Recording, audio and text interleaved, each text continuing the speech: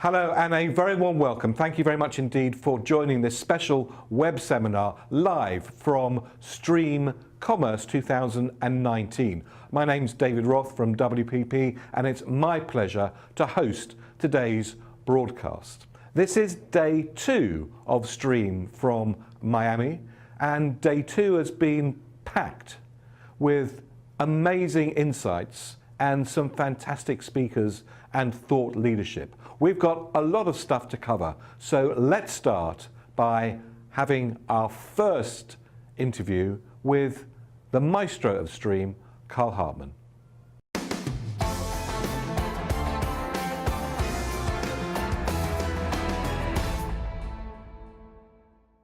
Well, I'm here now at the heart of Stream with the maestro of Stream himself, Carl Hartman. Very nice to see you, Carl. David, it's always great to see you. Carl, we're, I suppose, halfway through now, the first part of Stream. What do you want people to come away with tomorrow afternoon when they leave the wonderful Miami? Well, I think there's a couple of things. The first is that,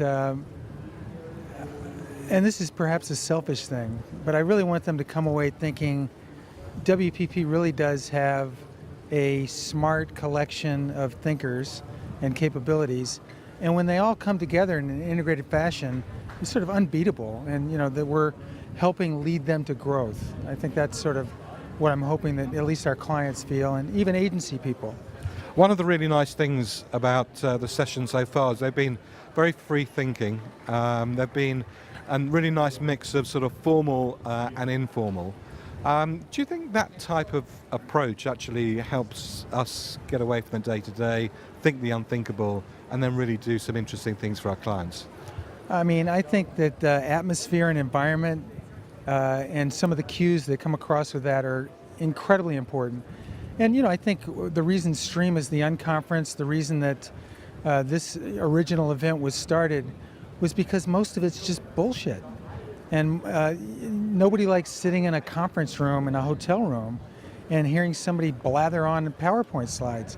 So I think this is a much more human way of communicating.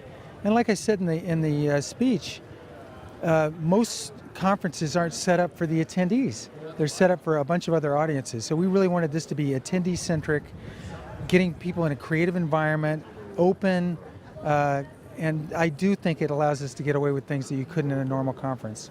Now, Carl, you've spent a number of years running a very large WPP agency. You're now the Chief Executive Officer of Redfuse. From your experience, given all the changes that's going on in our industry and our clients' industry, what are the things that are keeping our clients awake at night at the moment? Well, I think there's really one thing. Most of our clients are established companies, multinationals, and the playing ground has shifted. It used to be Colgate worried about Procter, they worried about Unilever, they worried about GSK. Now they're worried about a bunch of brands they've never even heard of. And so all of a sudden everything's changed. The media environment's changed. All the barriers to entry that they had protecting them for decades are gone. You and I could start something and put it on Amazon tomorrow. They don't care. Should we do it? Yeah, we should. I've got a few ideas for today, actually. Me too. So I think that's the problem, is that the areas they were protected in the past are completely gone, and now the competition has changed dramatically. Now, you as a CEO of a large WPP agency, in the same way as our clients are going through a lot of change, a lot of thinking about doing things in a new way, are you doing that as well with the structure and the way in which you want to organize your teams? Well, I think that the world is changing and we just need to get on with it. There's a Buddhist saying that the only thing constant in life is change. And so my feeling is with Colgate and Redfuse, if we haven't reinvented ourselves every single year, we're behind. So I would say that for every agency, it isn't like you set your strategy and your positioning and then you're off for 10 years. I think we need to have constant reinvention so that we can position ourselves for the change that's coming. Change is always constant, and in the commerce sphere, as you know very well, the last sort of 5 or 6 years has been sort of turbocharged change. Are you optimistic or pessimistic for commerce in the future? I'm very optimistic. I mean, I don't think it's going to be easy, but the collision of everything means that every touch point should have a buy button. You should, as a consumer, you should be able to buy anything you want, anywhere you want, and the divisions between long-term brand building and short-term sales don't exist anymore. But it does, I think some of the foundational principles still matter. If you get caught on the promotional cycle and don't care about your brand, you're going to be lost. But I think now it's almost like we all need to be generalists and realize that everything we're doing is related to everything else we're doing. Carl, one of the reasons that this event has worked so well is the team that have put it together. I just want to say, Michelle from your team has done a sensational job. So on behalf of everybody here at Stream, please do say a big thank you to her. Well, she's a superstar, so nobody steal her. But she's, I think there's a whole team, Angela Burton, Yanina Ehrman, the Stream team. So I think operationally we're getting really good at these things, and I think we'll continue to improve every year, but I couldn't be happier. And the audience, and I'm sure you felt it, the audience dynamic and the energy that you get from the audience is unlike anything I've seen. So, well, me too. We've been here for a day. I'm brimming with thoughts, ideas. I can't wait to sort of get back and start to implement some of those. So should we set our diaries for next year's Stream Commerce? 2020. Wow. Absolutely, right here, same time, same place. Carl Hartman, CEO Redviews, Maestro of Stream Commerce. Thanks very much, Steve, for joining me. All right, and try not to screw up the Alibaba thing later. Well, it's also the first time. All right, David, thank you. Okay. Cool. Thanks.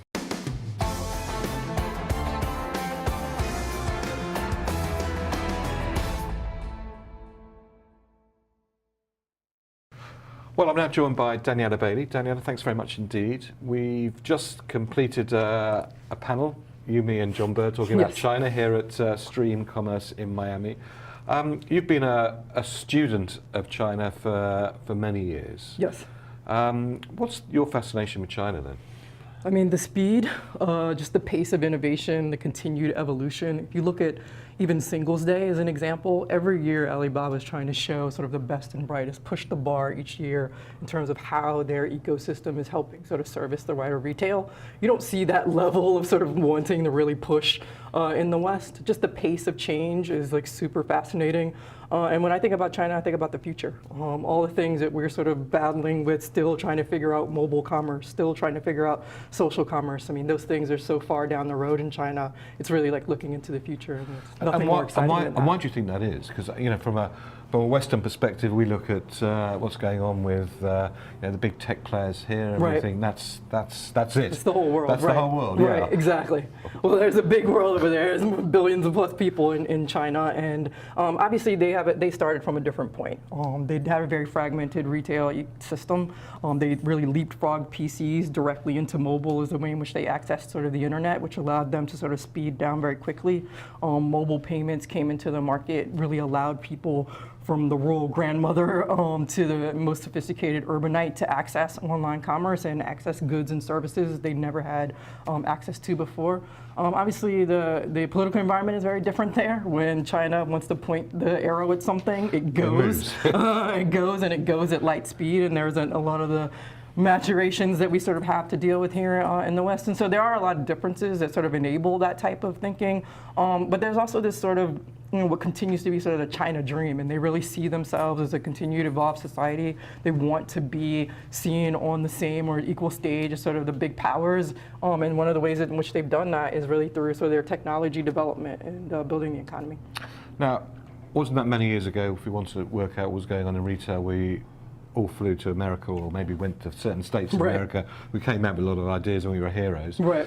Now, I think you really do need to go to China to have a look at all this. So what are the great innovations from a retail commerce, the combination of the two that you're seeing now in China? Absolutely. So I think the Nike Innovation Store is sort of a great example of that. Sort of their first innovation house was actually started in Shanghai. It's this great combination of both online and offline. So how they're using social as a way to bring people to the store, enabling you to use your mobile app inside the store to gain more information about products. There's a huge sort of interactive center inside of the store which allows you to play games and then shares your results as well as others out to the social sphere. Tons of merchandising concepts that were sort of perfected within Shanghai have all been brought over to the West. So obviously the store in New York that's opened that has borrowed a lot of the concepts that they were sort of able to play with in China and sort of see what works. Or Starbucks, for example, we talked about on the panel, really being forced to do delivery in China because of competition from a local player. They really are brands really all about their in-store experience and really think about that as the way in which they represent themselves to the market. Because they were forced to build delivery capability in China, they're now able to spin that up here in the West. If you look at Walmart as an example, people think that the Jet.com acquisition was really sort of what's fueled their ability around e-commerce. I would say their partnership with JD in China has also really taught them a lot about e-commerce. So Walmart gave up their e-commerce business in China mostly to JD.com, which is China's second largest online retailer. And JD is using their stores in China as fulfillment centers to do e-commerce fulfillment, and you're going to see a lot of that happening to an increased scale back here in the U.S. And so you start to see brands using China as their laboratory, the place to sort of play, understand how to leverage some of the sophistication that's in China, and then bring that back in the West. And I think it's going to, the people who are going to be seen as innovators are people who've also perfected what's happened in China. I think we're also beginning to see people moving, so people who've run big organizations in China are now being parachuted into Absolutely. sort of the developed markets, the States, Europe, in order to run businesses and transfer those skills Absolutely. to their organizations, so whether back to their home markets. Yeah, so whether it's Starbucks, the woman who's running Starbucks in China now in a big senior position in the US, several of the CPG brands have brought in people who are running e-commerce in China to help them figure out what to do with CPG here in the US, which continues to be sort of a big question. Working with retailers and understanding sort of that environment, how they can take some of the best in breed of what Alibaba is and maybe infect that into sort of Amazon and push them sort of further down the road. I think it's going to be interesting to see how those things evolve. So finally, what advice would you give for people who are watching, who are thinking, now's my time to have a look at China? I mean, I think everyone should always be looking at China just because of the innovations that are happening there, what they can learn about social commerce, mobile commerce, omni-channel retail. And I think a lot of people now are obviously concerned about the economics of what's happening over there. They hear China is sort of slowing, maybe now is not the time. And I would say actually now is more the time than ever because the speed, as we talked about before, of how fast things changed. And the longer you sort of stand on the sidelines, the longer you're going to be left behind. And what we've said sort of collectively, and which I'm preaching all the time, is China is the biggest retail market sort of in the world. And if you want to be one of the biggest brands in the world, you have to have a big presence in China. And so understanding this market and getting there sooner rather than later is important. That being said, you don't necessarily have to have boots on the ground or a physical presence in China either. It's one of the great things. There's a huge cross-border e-commerce market that exists there that allows you to use digital as a way to test and learn before potentially opening bricks and mortar or officially distributing sort of in China. That's a great avenue. It's also important to understand that the Chinese consumer isn't just in China. There's a huge Chinese diaspora, and Chinese are also traveling more than ever, getting access to passports and traveling and getting exposed to new brands all around the world and bringing those things back. There's an ever-growing appetite in China for new brands and new products, new ways to sort of express themselves, and there's a huge opportunity for brands who want to get serious about the market. And indeed, we've got a tour, study tour to China in June, July time. So if anybody wants to know any details of that, just send me an email, david.roth@wpp.com. Well, for the moment, Danielle Bailey, thank you very much indeed for joining us. Thanks so much, David. Thanks for having me.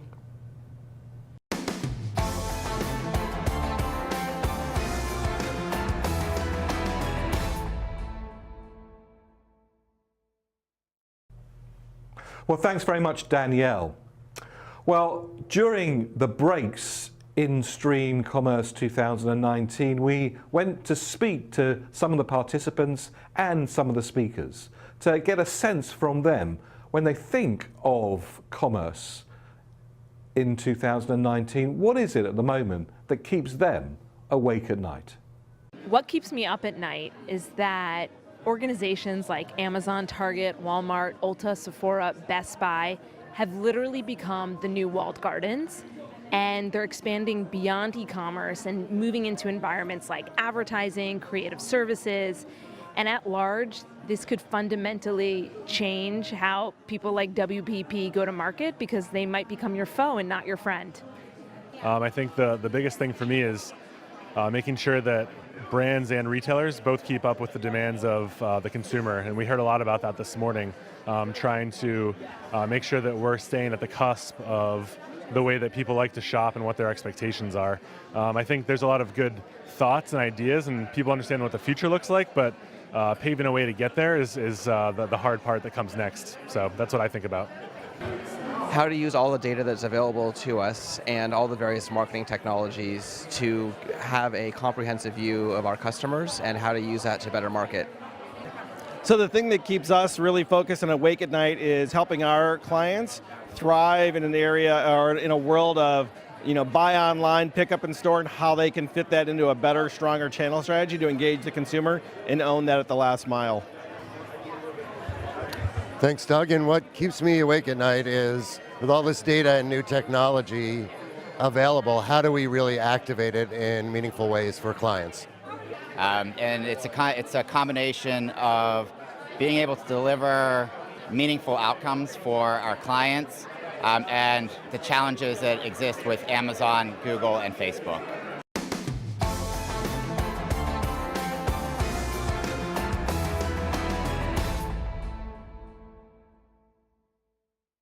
Well, I am thrilled and delighted now to be joined by John Duncan, who's head of content for Leafly. And Leafly, I suppose, could be generically described as, I suppose, the world's leading content for cannabis. Yes. John, it's great to be here. Thanks for having me. Thanks very much indeed. Yeah. Not that many people have had, I suppose, the pleasure, the delight, or whatever you want to call it, the opportunity to work. Yes, the high. Let's get all the puns over and done with to start with. Of working in the cannabis market, at least not legally. What did you do beforehand?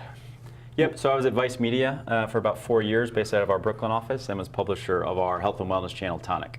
And that was actually how I got into and aware of the cannabis space more from a business standpoint, was just seeing, particularly from a wellness side, cannabis and the role that cannabis was starting to play within that. Well, I mean, joking aside, it is a very interesting space. It's a new space.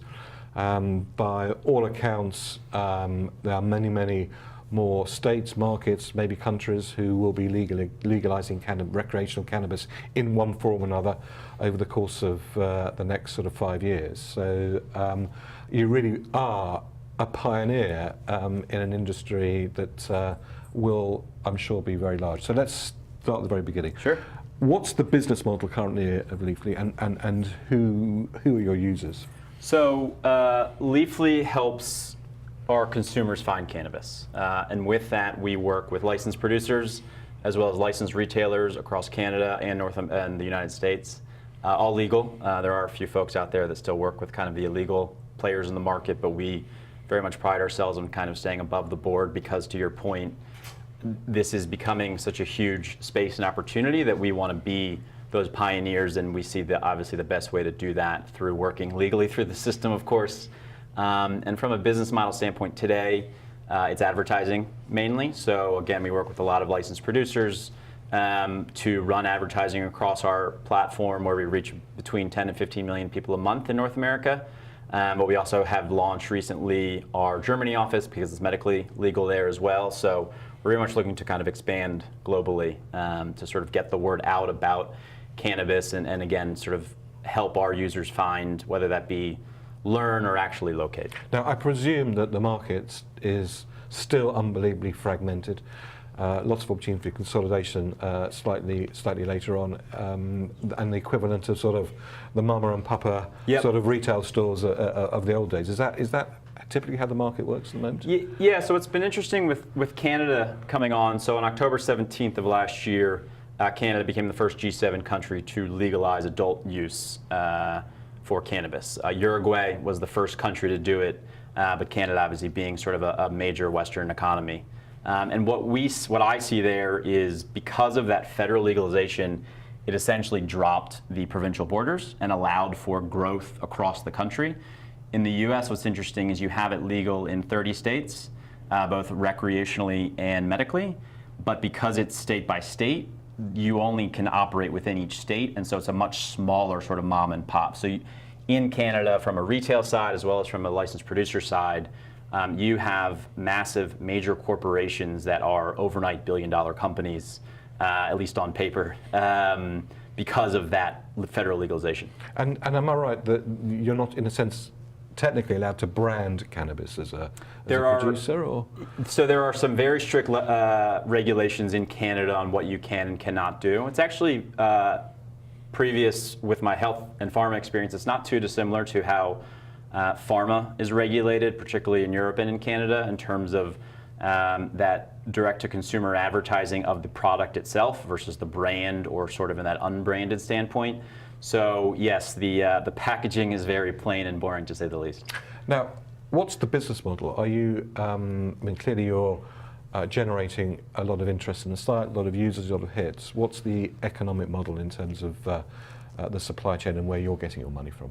Sure. So again, we are getting millions of people coming to us to learn about the space. And I think with legalization in Canada, as well as with continued legalization in the States, and recent passing of the Farm Bill, which legalized hemp, which will allow for CBD to be shipped across the country, you just have a lot more people interested in it, and we are there creating that content to help users educate themselves and make better informed decisions, whether that's for themselves, for their parents, whether it's for medical use, whether it's for adult use, whether it's for a Friday night or for a yoga session or anything like that. So where we want to go is, again, helping the consumer find it, but doing that by also creating a better experience with retailers such that they are properly set up, because some of them, particularly in the States, are sort of that smaller mom and pop. So they don't have sort of the investment or the infrastructure in place, and we're able to come in and help them to get set up, to create better awareness to our audience and to reach them and to drive people into their store. And how are you creating the content? So we've got a team of freelancers across Canada as well as across the United States. We create editorial content. This year, actually, in Canada, we'll be launching Leafly TV. I think a big thing for us, and for me personally, is to create content that helps normalize and destigmatize cannabis. I've learned a lot in these past 8 months that I've been now with Leafly. And I think there's just a lot of misperceptions out there in terms of what it is and what it isn't, and what people knew it to be back in the 60s and 70s, and what it is today and how people use it. We're seeing a phenomenal growth of clearly user-generated content. What's your balance between content that you create yourself, content that maybe is user-generated, and the legalities of all those sorts of issues? That's a great question. So Leafly very much prides itself on the quality of our original content. So we do majority of the content creation ourselves. However, we started originally as just a database of cannabis strains, not too dissimilar to wine, different varietals of wines, where people could come on and leave reviews. And so as such, we've created this incredible community where I believe there's over 1 million user-generated reviews on our site that speak to what they think of strains or specific products or retail stores.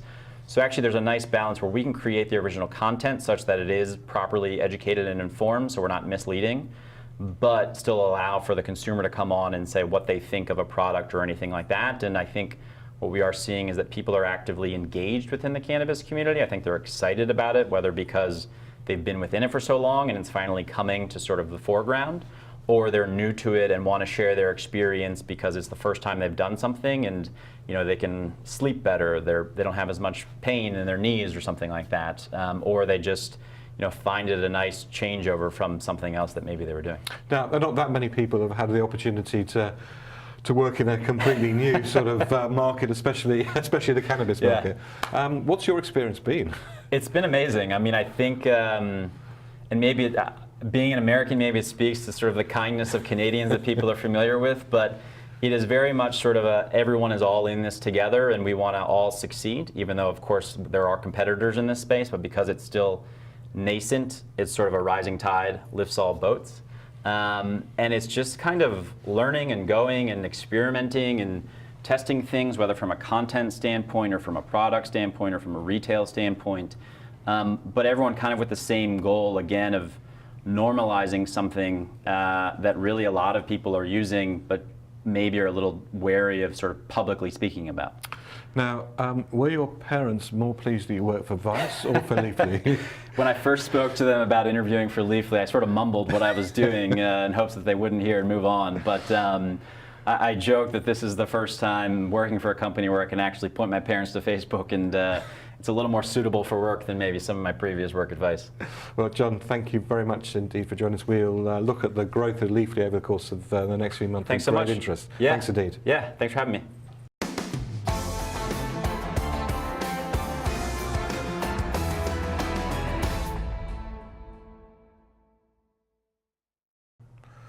Well, Stream Commerce didn't just take place indoors, it is Miami after all. A number of the sessions were held outdoors, some even on the beach. And that's where I caught up with David Sable.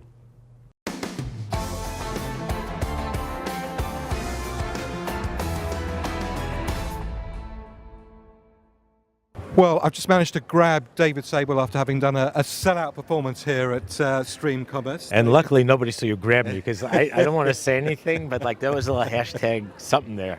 Well, look on the social networks where we can't see it soon. David, you know, we've been talking quite a lot about the whole notion of experience here. Are we all going completely mad? Because the whole essence of retail has always been about experience. That is pretty amazing, isn't it? Like, when you think about that, when you think back 150 years or so, right, to the beginnings of Selfridges, Selfridges is all about experience. That's all it was. All retail is about experience. Sears and Roebuck, even the original catalog was about experience, because back in the day, think about this, back in the day, the Sears and Roebuck catalog in the 1800s was about yay thick, beautiful illustrations. It would come to you in the middle of the winter in the Midwest of America. These people were living in these tiny little sod houses. That was their entertainment. It was called the wish book because that's what all they thought about all winter. The interaction that they had with that book was amazing. They'd cut out the little illustrations and put them on the wall. So what do we lose? What do we lose? We And lost how? it. We lost it because we got caught in digibabble. We got caught in the trap of believing that digital is the end-all and be-all, as opposed to being the absolute integral part of everything that we do. Digital is everything, but not everything is digital. So there's nothing today in our world that doesn't have touch digital in some way. Even print, your physical print comes from digital sources and digital files. The problem is somehow we translated this into thinking that everything, we talk about immersive digital experiences. What the hell is that? I have an immersive digital experience. And do you really want one? I mean, well, maybe you do, maybe you do. I can see you could have an immersive experience in an incredible VR, and I've had them. I mean, I've tried some VR that's not commercial yet, that literally I got off, I was soaked through my shirt, I was sweating so much, it was so amazing. But the truth of the matter is that in and of itself, it is a great way to learn, it's a great way to be entertained. It can be immersive, like a movie can be immersive, but there's nothing more immersive than trying on a freaking shirt. Like, that's immersive. It's immersive going into a restaurant and smelling and seeing and tasting and feeling and talking to the chef and having a lot of people around you, adding to the atmosphere, the ambiance, if you will. So I think we lost that. The beauty is we're getting it back. so how do we reframe ourselves and put the experience at the center, and I suppose digital as part of the enablement of what that experience is? So I would say, how do we put it to center? We heard it here today at Stream Commerce.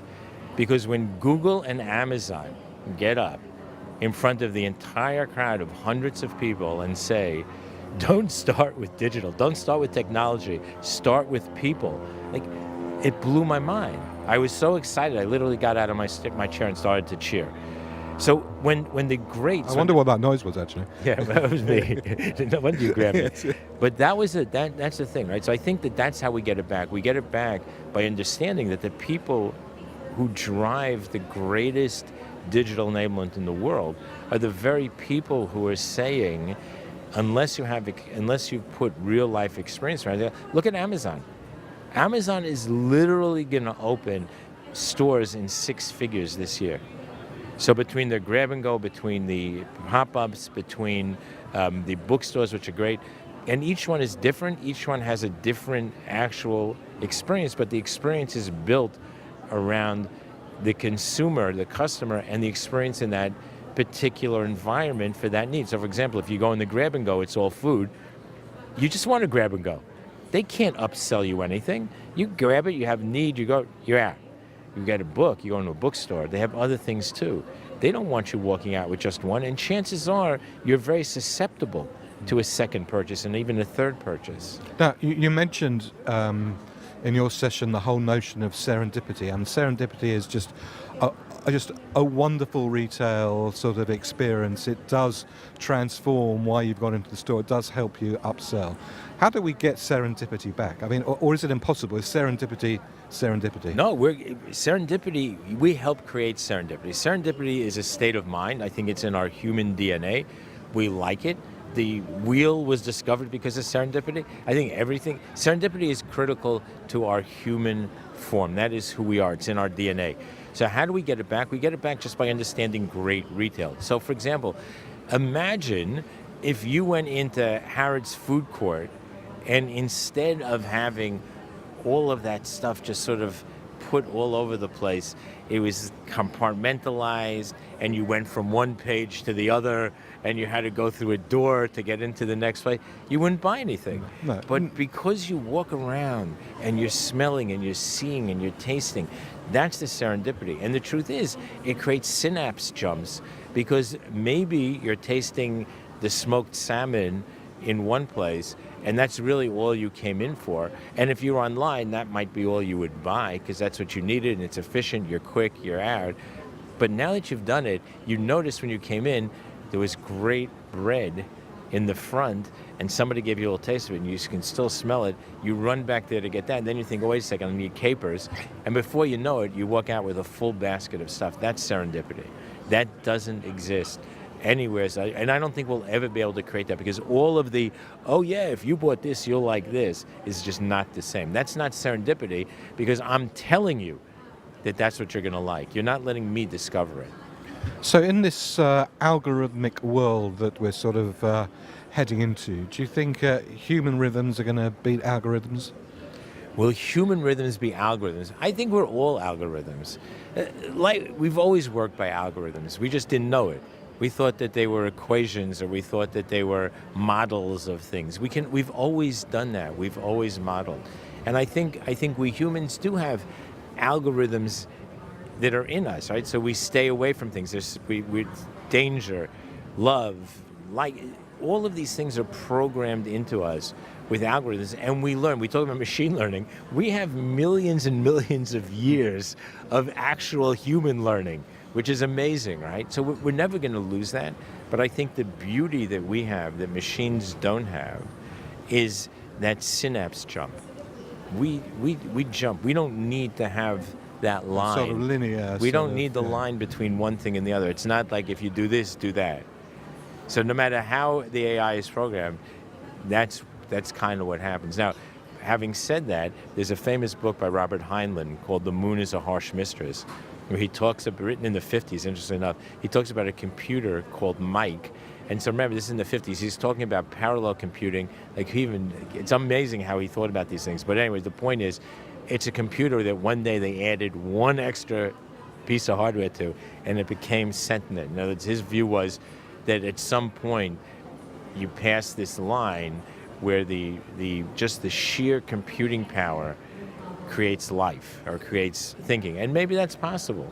But until that happens, I think all the AI in the world will never quite match. Yeah, you can beat me at Go, great, but that same computer is never going to make me buy the purple pants with the pink whales. I guarantee it. Well, it'd be very wise if you didn't, David, to be honest. I was hoping you were going to buy from me. That was a hint, David. But Well, for your birthday, I'll get something else. One last thing. I mean, you speak to a lot of retailers. You're, an expert in retailing in your own right. You've got lots of grandchildren, so clearly I buy a lot. You buy a lot of stuff. I don't know if I'm an expert, but I buy a lot. You sit on the board of one of the US's largest retailers. Are you enthusiastic about retailing going forward? I am. I'm very enthusiastic about retail going forward. First of all, we're seeing it. The board you're referring to is American Eagle. We had a great Christmas time. We had a great holiday period. I think that one of the things that distinguishes us is, in fact, we stay true to the core of the brand.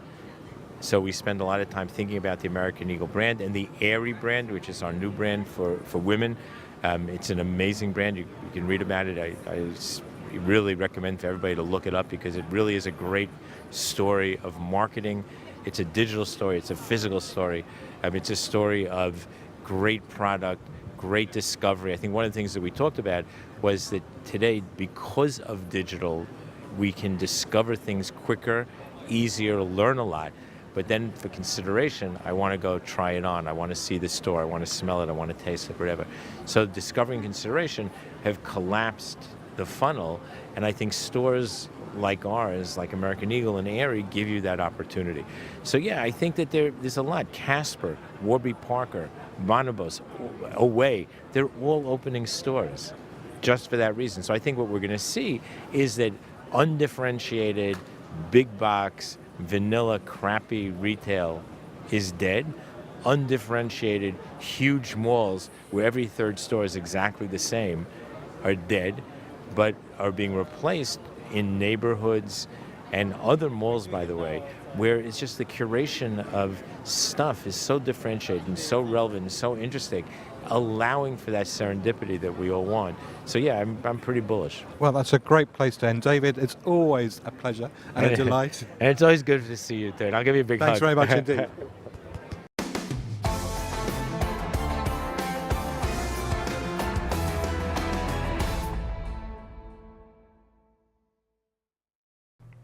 Well, I caught up with Kim Snow from Google, who'd just done a very interesting panel talking really about this whole interconnectivity between artificial intelligence, data, and what we could do with it. And I started off by asking her how we can add elements of humanity to that integration.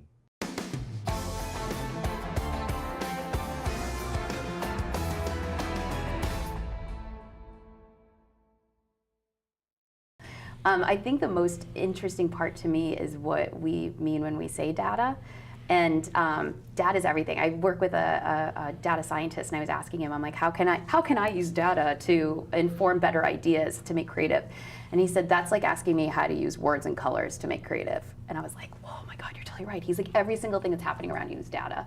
And the question is, what are you paying attention to? How curious are you? Where are you asking why? And how are you ready to react to it?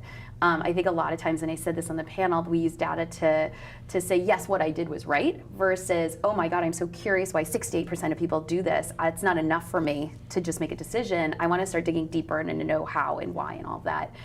I think another really interesting thing is that we're all very frightened of things being too niche, for example. We like scale, that's a word Google likes too.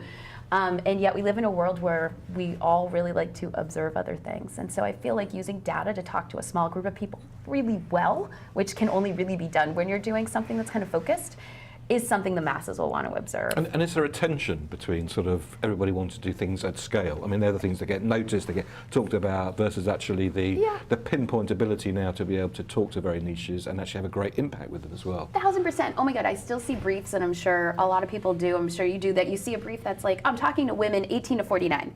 I'm like, you could find two women born in the exact same day and they're the exact same age and they don't want the two same things at all. So what do you think it's gonna mean to this giant human group of people that you're trying to have any meaning to?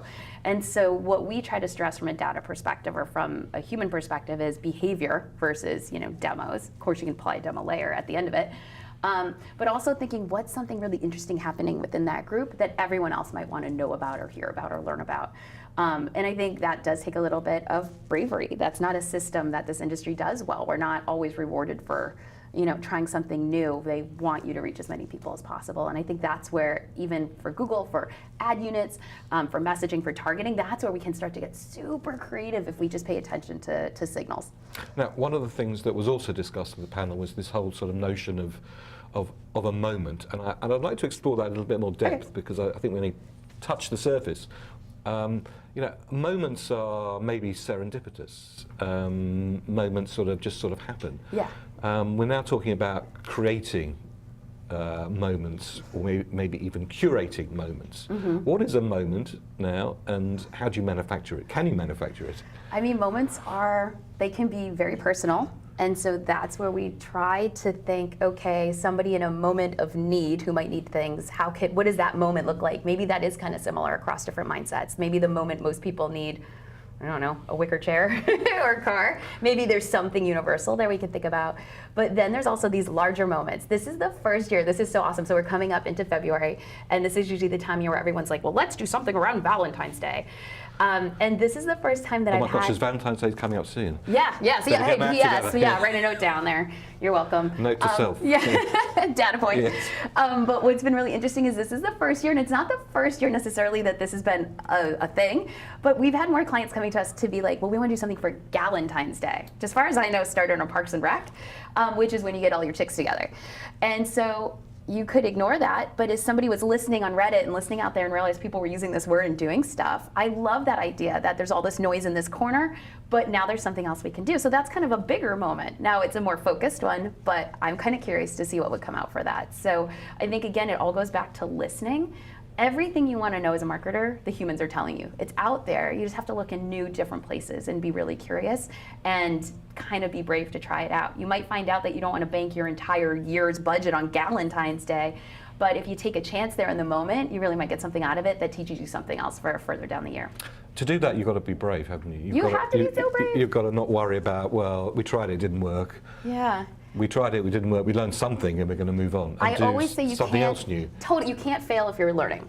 That's probably the number one thing for a long time, and I'm a creative director, and it's the one thing you hear focus group, you hear testing, and your heart bursts into flames because you're like, oh my God, they're gonna find out what I did that I thought was great isn't good. And that is not what we wanna be doing with data, that is not what we wanna be doing. Even some of the biggest controversial ads or ideas that have come out, we all learned from it. When that Pepsi ad came out, people were still like, okay, well, here's what I would do different. I would think of it differently. That got us all talking, and it got us all thinking. And so I say put stuff out there, and that's where you really have to change the systems of, honestly, agencies and brands on what they see as success. And there should be these moments where, like, we're going to try something new. We don't know how it's going to go, but our goal is not to sell this much. Our goal is to learn this much, and that will inform the next thing. And really, I'd love to see a world where that's how we write briefs, is because of the thing we learned from the last experiment. Now, you spent a number of years at Digitas, you moved there to Google. What's it like being a creative in Google, which, I suppose many of us watching's view of Google is sort of very engineering sort of focus. What's it like to be a creative in an engineering environment? It was really difficult at first because when you work at an agency, you're really focused on your clients and you go really deep across a lot of different things. And going to Google, you're obviously working across a lot of different clients. And so you're actually getting smarter in a weird way, a more sideways way, horizontal, than kind of going deep. And that is so helpful. Like, it's also something a lot of clients ask for. They're like, show me examples of great stuff people in my industry have done. And it's like, no, I want to show you what everyone's doing. And so I feel like I've gotten smarter, even though the skill set's different, that you can see the entire industry as a whole, not even just brands, but also agencies. And I feel that that's kind of a gift. It's kind of a treat to be able to give these people information that they wouldn't normally have. Internally, I realize that Google's a very creative company, and yet when it comes to creative uses of some of our things like data, ad units, things that maybe you don't wake up in the morning as a creative director at an agency and be like, I can't wait to do a bumper ad. But when you think about the story and the problem you're trying to solve and the data available, you realize that there's a role for those things. And that's what I try to do. I try to say, no, we have so many toys in the toy box. Let me help you figure out how to do the most awesome things with them. So it's actually really kind of freeing. I don't know if every creative director would like it, but I really like it a lot. I feel like it's actually quite helpful to the industry, and I'm also learning a lot every day about it. Well, if you're learning a lot every day, that can't be bad at all. Kim Snow from Google, thank you very much for being with us for Stream. Thanks very much. It's been awesome. Thank you so much.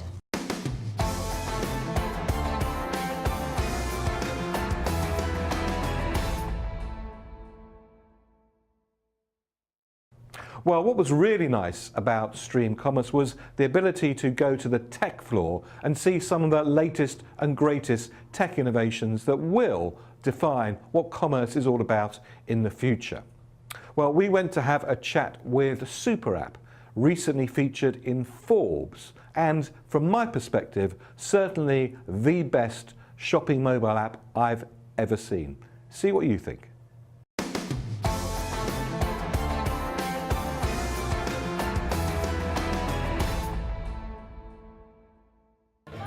Well, we're now back in the tech area here at Stream Commerce in Miami, and I'm now with Garrison from Super App. Garrison, very nice for you to be with us. Thanks for having us. We always love to be with WPP and the entire group. It's always a great experience. Fantastic. Well, Super App is probably one of the best mobile shopping apps I've certainly ever seen. So perhaps you can explain a little bit about it and show us how it works. Great, David, thanks. As you can see in the background, it is the first mobile shopping and commerce platform. We call it eco-marketing because it's a hybrid between the shopping or the e-commerce and the actual marketing platform. So you can see that you can voice activate, there's many ways of navigating, but as products get selected, and it's important that it's a single product interface so you can have marketing messages at the exact point of product selection. This is what's unique. And by doing product messages at the exact point of product selection, that's an upsell, cross-sell, competitive sell opportunity for brand advertisers as well. So this is quite unique. The brand advertisers love the opportunity to place a product advisement. You could argue it's not even an advertisement, but it's a product advisement at the exact point of product selection, and the retailers love it because it's increasing the basket size, increasing the value of the overall experience.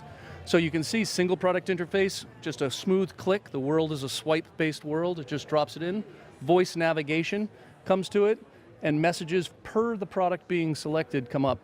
We also have a shoppable video. Here's an example of a cross-sell and upsell. And as you come to the product, there's media or content available for it. And here's a video. This is a shoppable video included in the shopping experience. So as the video plays, the products change in relation to what you're seeing in the video? Exactly. So if you had a recipe and you had a recipe for pasta and you wanted the pasta, the tomato sauce, the olive oil, the onions, all of those products for the recipe could be added at the same time, building your basket. That's how it builds the basket value. What other functionality does it have in terms of being able to be specifically tailored for whatever you as the consumer prefers, or your dietary requirements, or some of your health issues that you have? Yeah, it's a huge improvement. Up here, it's the individual. So the individual can set their profile, whether it be gluten-free, kosher-free, calorie-free, clearly not for me, but you could set your own profile, or the system learns you. It's machine learning, artificial intelligence, so it picks up on what you're doing and it selects the right product for you. Importantly, it's not push advertising, it's not promoting anything, it's just simply reacting to you and your preferences and giving you the ideal choice for who you are and what you've been doing. Well, Garrison from Super App, thank you very much indeed for joining us. Thank you for having us, Dave. It's always a pleasure. Thank you.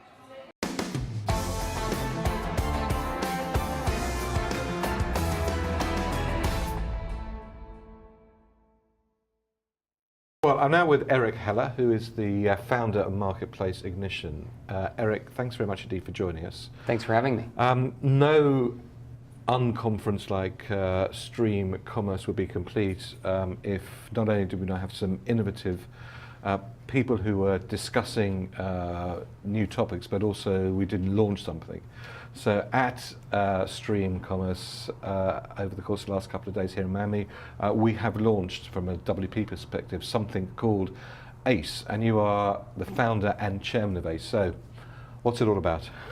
Well, if you look on my career, I guess you're right, there's this history of disruption, so hopefully this will be exciting and not as disruptive. But in reality, the way that brands and WPP have engaged new channels like Amazon, or in fact maybe even traditional channels, is that you work directly within your agency, and the agency that you pick and partner with grows out and brings in talent. But there are certain things like Amazon that are very specific and operate very different than the traditional creative model. And you know, Amazon, even great creative on Amazon falls flat if there's no product in stock. And even if there's no product in stock, but even if there's product in stock, but it doesn't have the right keywords, people won't find her if it's not in the right place on the taxonomy. And so all of these things are very specific for Amazon. And so when we were acquired a year and a half ago, we really started building all of these relationships with these fantastic agencies within WPP and working with great clients. And now we're building what's called the Amazon Center of Excellence. And what it'll allow us to do is take our team in Seattle and New York and elsewhere, now London, and inject them directly into client teams, regardless of which WPP agency. And what advantages will that give to clients? So I think the best thing I can say is that you'll always know that you're getting the best talent injected directly into your agency. It's not that instead of each agency having 1 or 3 or 5 great Amazon experts, which many of them did, now all of the Amazon expertise is coalescing within one Amazon Center of Excellence, and we can deploy and inject that into any engagement. And some of our, we've already got this proven out and working in various models. Some of the models are where we're bringing in and just doing some strategy setting, 30, 60, 90, or long term.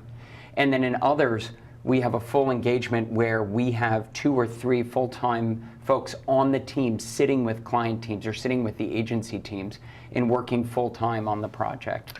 Now, given how strong Amazon are in Europe and in the States and other markets around the world, and given how important that channel is becoming to a lot of brands, in your crystal ball, with the knowledge you have of Amazon past and their strategy and where they might go, what are the interesting things that we can now do in terms of helping people with their Amazon performance, and maybe some new things and tricks that Amazon are going to pull out the bag in terms of how you can use the platform? Well, one of the great things about Amazon is that they're the only company that I know of that every year in the annual letter to shareholders includes the 1998 letter to shareholders. And whenever you open that up and read it, you can't believe they're following the same plan. I've got to say, it is always a fantastic read. I advise everybody to read that annual report. And not actually just the current years, go back for the last 10, 15 years and read them. It's very instructive. But it's amazing that it says things that you are still prescriptive. In every choice where we have a decision to make, we'll bet on long range over short range. In every time where the decision comes up where we choose customers over profits, we'll pick customers because that's the right decision for long-term profit. But when you look at this and you look at the flywheel, you realize Amazon, many of the things, even acquiring Whole Foods, even over time launching the ad platform, that just expands the flywheel that they were already doing. And so I think in many ways, when I think of big opportunities, the big shifts I think are coming from who's operating on the platform and how brands interact and work with the platform. So I know you've been doing a lot of traveling in China, and one of the things that's such a paradigm breaker is how Amazon Global over the last 4 years has launched all of these digital native disruptive brands. And so where I see huge change coming, and we see this all the time, we hear from brands that the #1 talent hire they're hiring internally is data analyst. All of our clients have all of this unanalyzed data, and Amazon is now presenting all of this data. They're opening up more and more. You now get new to brand. You now get, you can get basket and cart analysis and all of these other things, and conversion. Now that you take all of that, you put it all together, the #1 need I have in growth that I think clients are now getting is, it's not an agency or creative exercise. This is a holistic data analysis exercise, and Amazon can actually tell us what everyone said about our products yesterday, and we can use that as a proxy for maybe what people are looking for. They want it in red, or they want waterproof, or they want, and if we use Amazon the way that the digital natives are using it, there's huge opportunity to create and take that and create new products faster, better, and with more accuracy than I think could ever have been done before when we were running focus groups with 6-month product lead times and everything like that. What advice would you give to people who are watching, who are thinking, actually, now's the time? I've watched a little bit from the sidelines. Now's the time to have a dabble at selling through Amazon. I'll assume it's brands. One of the things that was a great Stream Commerce topic yesterday was this idea of how do brands think about the fact that now they can't leave the dialogue with customers to their resellers or their distributors. The dialogue almost requires interaction from the brand. Even if before you used to not really run national ads or used to give an ad fund to that local reseller, it's true. I would say number one is I would say understand and know what the message is and who's buying your product. And then number two, I would say to engage, assuming since they're listening to you and I talking, they're already working with an agency, I would say that they could really get access by working directly through their agency to get directly to the Amazon Center of Excellence within WPP. We partner with all of WPP's agencies. And I think the most important thing would be to start with a plan. All of the opportunity on Amazon comes from understanding it first and then attacking it the way that market works. The marketplace, whether we're talking about Alibaba or Lazada or Amazon, they operate very different than traditional resellers. They have different principles. What works there is really in what we call operational marketing focus. And operational marketing is very different than creative marketing. Well, Eric Heller, the founder of Marketplace Ignition, now the chairman of the new ACE Amazon Center of Excellence. Thank you very much for joining us. Thanks.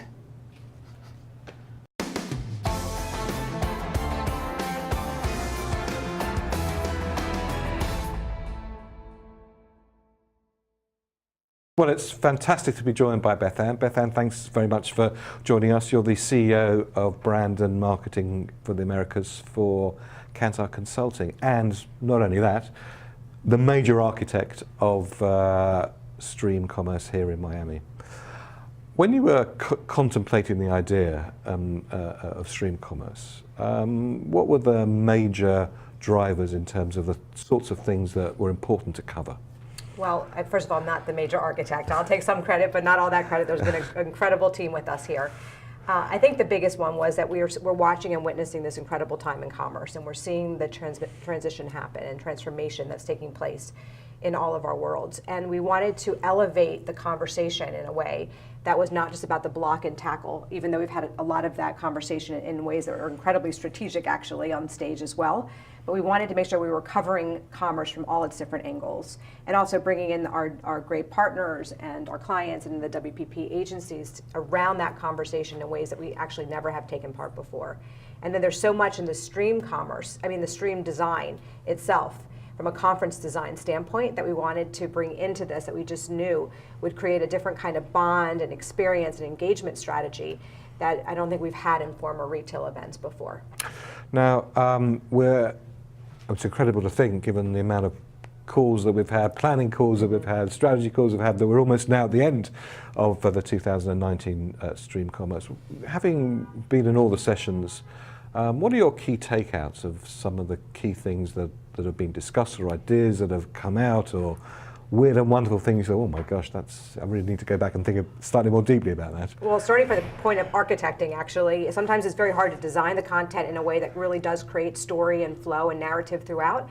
And interestingly, it's the maybe serendipity of these things sometimes, how it actually happens. And I feel like we have had sort of a narrative arc. And we started yesterday with hearing from Google and Amazon and really big minds in the space that are very proud actually about the roles that they're playing in elevating commerce and enhancing the tools that our brands get to use and we as agencies are creatively working with today. And then taking that into some of the other platforms, and retailers are becoming platforms themselves, like a Kroger, Indeed, yes, that were incredible on stage. And then having side by side oftentimes the manufacturer, the brand, the retailer, and then some of the bigger ecosystem clients there as well. Just hearing kind of that merging of ideas and thinking was incredible. And it's quite interesting actually, because all the technologies seem to be merging together, and actually all the ecosystem players are also merging together now. Right, and there's, I guess it goes back to this idea of sort of co-opetition as well too, because there's sometimes where there's competitive lines. We actually even had a private label company and a brand company sitting right next to each other, teasing out those challenges. But you really get to understand from unique perspectives what people are facing today. I also thought, we have big brains in that room, like Jay Walker-Smith and Brian Gildenberg, and people that you just can't have a conference like this without hearing from them. But they've done such a good job, I think, of synthesizing some of the really big themes that we're seeing right now. And then, of course, you and John, from a China standpoint, we all have to be paying attention to China. And I think your key point there too around speed And you can't discount or also write off any player right now that you know that has the tools around speed and are going to use that as a differentiator and a way of entering the game that may not even be there today. And then all the way through to like a Tastemade that is, just again a small, very kind of disruptive player, but they're showing that by owning kind of that full ecosystem of data, then they're able to become a content commerce partner. They're launching new products themselves. They're innovating with their clients. They're squarely in the commerce space. I thought it was really interesting of some of those smaller players and the vision that they have. I mean, they might be small, but they're certainly not small in their thinking, and they're certainly not small in terms of their thought process about who they need to partner with in order to grow a better proposition, be more successful for their customers, and also grow the business fast. And I'd be remiss if I didn't mention data and insights, given the world that I live in. But it is incredible right now to see, again, the real-time level of data and insights that we have and that are being actionable. And one of the things that we talked about earlier was the life cycle that used to be retail executions. And even in the real world, that is being shortened. But then the ability to have digital tools and to do things that are almost acting in real time, and you have kind of new studio partners that you get to work with on the digital side of the house that are really challenging us to be very content relevant and put the consumer at the heart of our expressions. Now, I think you're in a very privileged position in a sense because you're speaking with very, very senior clients who are running very large companies around the world. From that perspective, what are you seeing about the things that are exercising their minds at the moment? Well, I'll tie something in that's about to release in March that we're all working on at WPP, but Kantar Consulting's been the sponsor of, and I've personally been involved in many of the conversations and interviews, which is the Initiative for Real Growth. So I've been speaking to CMOs over the last several months about growth for them, and one of the expressions that we have, growth from uncomfortable places, and it really is just that. So we could celebrate the last day and a half of hearing incredible stories, but the reality is, for a lot of those companies, they aren't growing the way they used to. And we talked about it even with China, of course, is all relative, that level of slowdown. And I think the keys that we're seeing in terms of growth is defining that from a sustainable standpoint, on multidimensional. There's so much that brands and companies need to be doing today to be achieving that sustainable growth. It's everything from the harder to make tangible sometimes, the fit for purpose and being very purpose driven. That it's got a huge talent component to that. I think talent is going to be a difference maker, that we're already seeing that thematic come up. But then on the other side of that automation point and speed to market, looking at new growth models and recognizing that some of the traditional models, even if you're a big company like a Unilever, doesn't work anymore for your business. So figuring out how to really experiment with new models. And one of the themes that came out of today too, which is that kind of direct to consumer, even if it's not in the beginning a main channel of growth, what that does enable in terms of your organizational ownership of data and understanding about the consumer, that then can be defining for other areas of the business and how you go forward. Well, all those topics, in a sense, have been discussed in one form or another in Stream Commerce in 2019. I'm sure that Stream Commerce 2020, amazing, 2020, will pick up and develop those themes. But for the moment, Beth Ann, thank you very much indeed for joining us, and thanks for putting on an amazing Stream Commerce 2019. Thank you very much. It's been a pleasure to be part of it.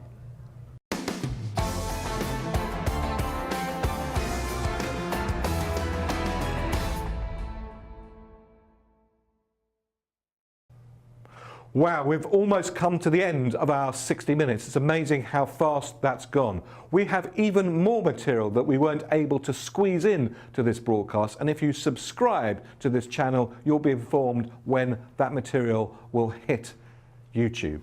And it won't take very long for us to do. On behalf of Stream Commerce 2019, thank you very much indeed for watching. I hope that you found the interviews both enlightening and challenging. My name's David Roth from WPP. Thank you very much indeed for watching.